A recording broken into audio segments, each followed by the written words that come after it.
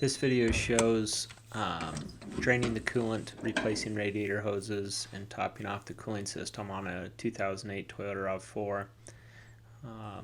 So to get started, I'm gaining access to the underneath of the vehicle for easy draining, less of a mess.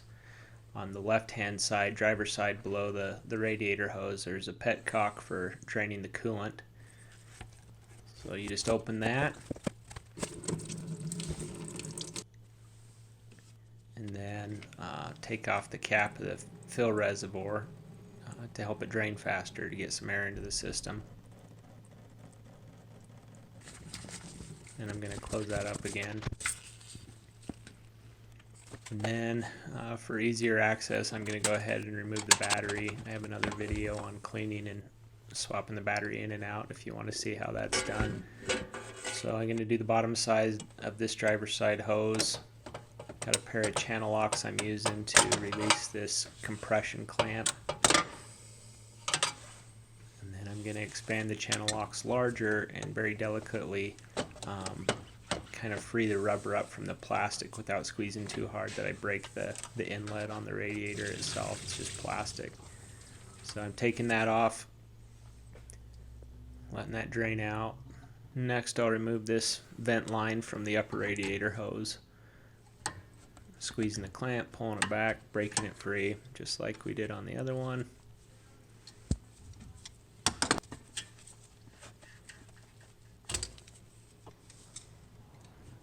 And then taking off the clamp on the cylinder head there, the upper hose.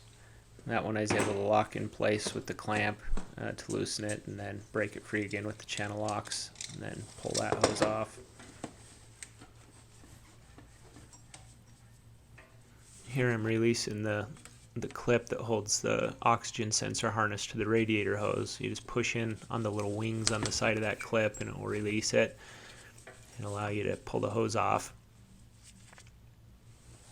There's also a little retainer down on the radiator itself that holds the large hose in place. You can pull that off.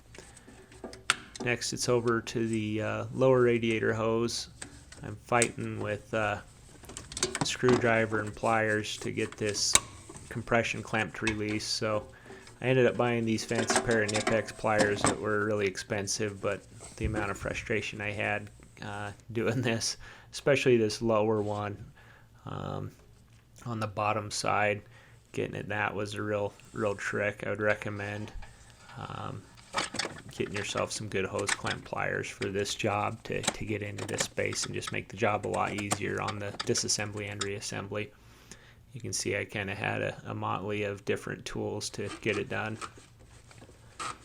But got her off, took out that hose, and then you can see I snuck in a classic screw drive kind of compression or hose clamp to save myself some work.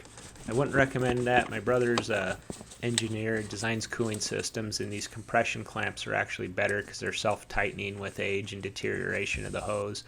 But I ended up going in later on all these compression clamps and putting on new screw type clamps, but again, that was just me.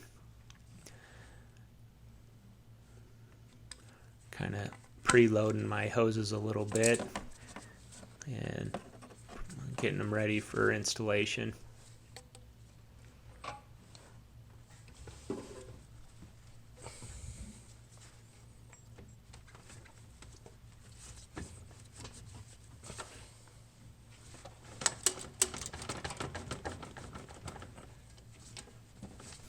At the time of this recording, I didn't yet own the right pair of pliers to do this job, so you'll see this compression clamp here on this particular hose magically turn into a screw style one.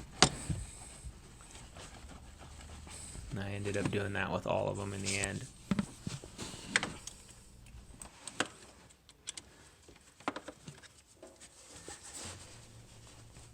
Put my harness back on, putting the little vent hose, hook it back up to the manifold up top there.